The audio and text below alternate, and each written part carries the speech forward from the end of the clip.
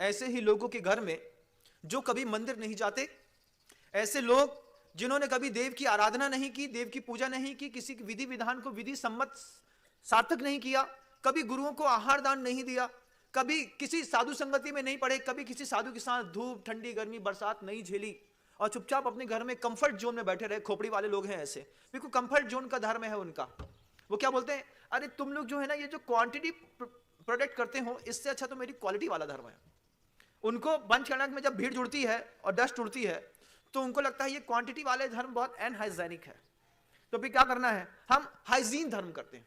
Hygiene धर्म क्या, comfort zone में एसी में आराम से बैठा है खोपड़ी, अपने आप को समझता है अब मेरे जैसा धर्मात्मा कोई नहीं है। आलू की सब्जी पेट के अंदर डली है और उसके ऊपर शुद्धो हम तो हम निरंजनो हम ज्ञान स्वरूपो हम आत्म स्वरूपो हम, ऐसा पढ़ रहा है। ऐसा ये वाला धर्म 2 नंबर वाला नकली माल चाइना मेड नहीं चलेगा, बिल्कुल भी नहीं चलेगा।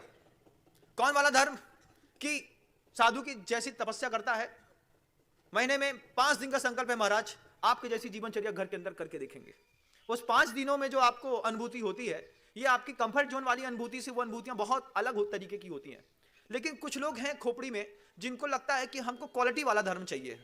अब किसी ने पूछ लिया गुरुदेव से एक बार ऐसा आ करके कि आचार्य सिंह जी इतनी भीड़ रहती है, इतनी डस्ट उड़ती है, इतना वो सब होता है, तो जैन दर्शन में ये क्वालिटी वाला धर्म चाहिए कि क्वांटिटी वाला, कौन सा धर्म चलता है जैन धर्म दर्शन में?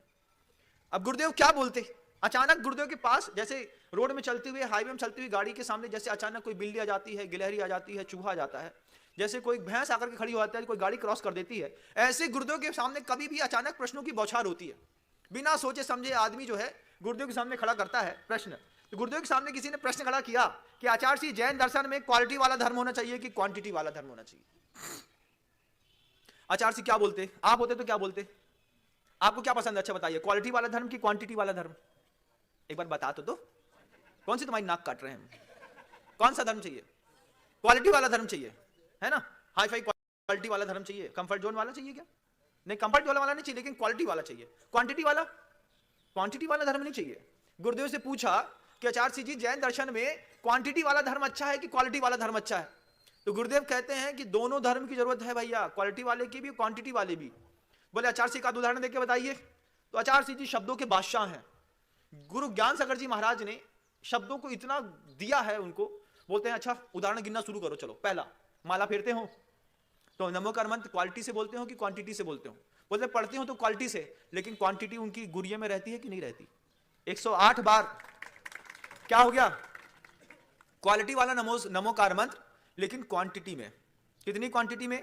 एक माला 108 की। इस 108 की माला में कितनी बार फेरते हो? हमारा 5 का नियम है, 10 का नियम है, 15 का नियम है, 25 का नियम है। तो अपने यहाँ कौन सा धर्म चलता है भैया, क्वांटिटी वाला कि क्वालिटी वाला? बोले दोनों वाला, बोथ चाहिए। जैसे बोथ पेपर देते हैं ना सीए में, दोनों ग्रुप के एक साथ, तो ये दोनों ग्रुप एक साथ चलता है भैया। क्वालिटी वाला भी धर्म चलता है, क्वांटिटी बेस्ड चलता है, कि हम क्वालिटी वाला धर्म क्वांटिटी बेस्ड करेंगे, कि कितनी क्वांटिटी में हमने क्वालिटी वाला धर्म किया। अब एक ही चीज से नहीं, दूसरी चीज से भी। बोले देखो सम्यक दर्शन से मुक्ति होती है, दर्शन से मुक्ति होती कि नहीं होती? कि नहीं बोलो तो? दर्शन से मुक्ति होती है? दर्शन से मुक्ति नहीं होती बंधु, गलत फहमी है। जो लोग ये बोलते हैं दर्शन से मुक्ति होती है, गुरुदेव बोलते हैं दर्शन से मुक्ति नहीं होती। अच्छा चारित्र से मुक्ति होती है? कुछ तो पढ़ा होगा, जानियो कैसे होती है? सम्यक दर्शन से होती है, ज्ञान से होती है, चारित्र से कैसे मुक्ति होती है? तीनों से होती है। मूर्खों, न दर्शन से मुक्ति होती है, न ज्ञान से मुक्ति होती है, न चारित्र से मुक्ति होती है। ये 3 संख्या हो गई, ये क्या हो गया? क्वांटिटी। तीनों को मिला दो तो 3 की तिकड़ी बन गई।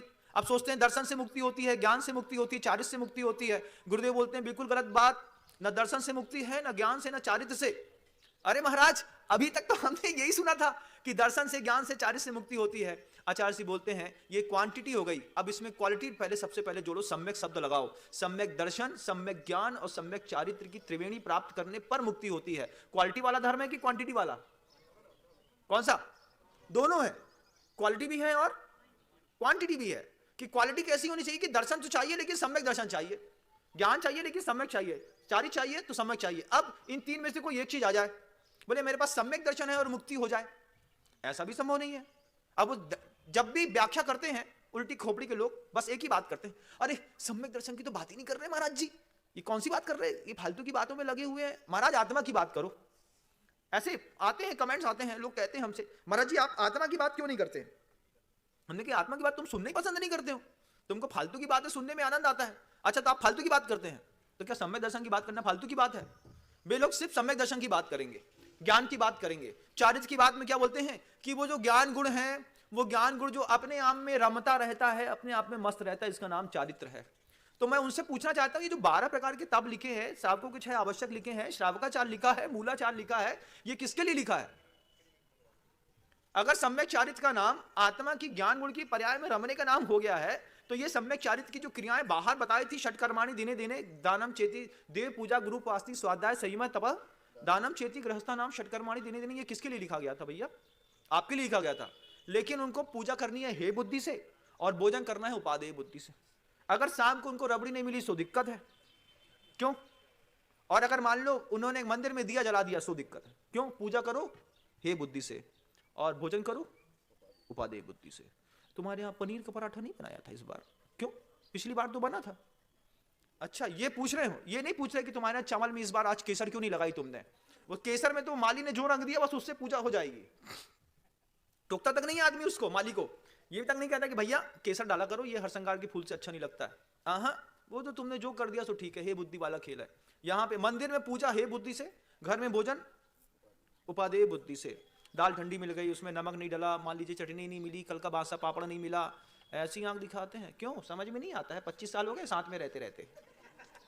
पत्नी भी बोलती है बाप रे अभी देवता बन के आया था, अब कब बेंतर बन जाए कोई भरोसा नहीं है। तो ले भैया तू पकड़, लेकिन चिल्ला चोट मत मचा। मंदिर में भगवान की पूजा करके आता हुआ व्यक्ति घर के अंदर पुजारी भक्त या देवता बन के आया, इस भ्रम में मत रहना। अगर उसकी परीक्षा करोगे तो पता चलेगा वो 1 मिनट में तमा जाता है। हा हा हा हा हा, क्यों? क्या किया तुमने मेरे साथ ऐसा किया, अब हम तुम्हारे साथ ऐसा करेंगे। मतलब पूरी कॉमेडी हो जाती है बंदो, कई बार तो होती है कि नहीं? बोलो तो थोड़ा सा हाथ ऐसा, नार तो हिलाओ, आचार्य जी कहते हैं ऐसी हिलाओ या ऐसी हिलाओ। कितने धर्मात्मा ऐसे हैं जो भोजन करेंगे तो नियम ले लेंगे, आप पत्नी से आज कुछ नहीं मांगेंगे। कितने लोग हैं ऐसे? समझ में आ जाएगी क्या? जब दाल ठंडी मिलेगी, रोटी ठंडी मिलेगी, दोबारा नहीं परसेगी, सब्जी नहीं देगी, नमक नहीं देगी, पापड़ नहीं देगी, तब समझ में आएगा कि भगवान महाराज सही कहते हैं, मेरे कितने पाप कर्म का उदय चल रहा है कि अगर मुख से बोल करके अपने पुण्य की उदीर्णा ना कराऊं तो ये मेरी पत्नी मेरी होकर के भी मुझे भरपेट भोजन नहीं देने वाली है। एक दिन संकल्प करके देख लेना, तुम्हारी जिंदगी में पाप फल रहा है कि पुण्य फल रहा है, सिर्फ भोजन में समझ में आ जाएगा। कैसे? बस एक टाइम का संकल्प करके देखो, इससे कुछ नहीं मांगता हूं, देखता हूं मेरा पेट मेरे हिसाब से भरता है कि नहीं भरता।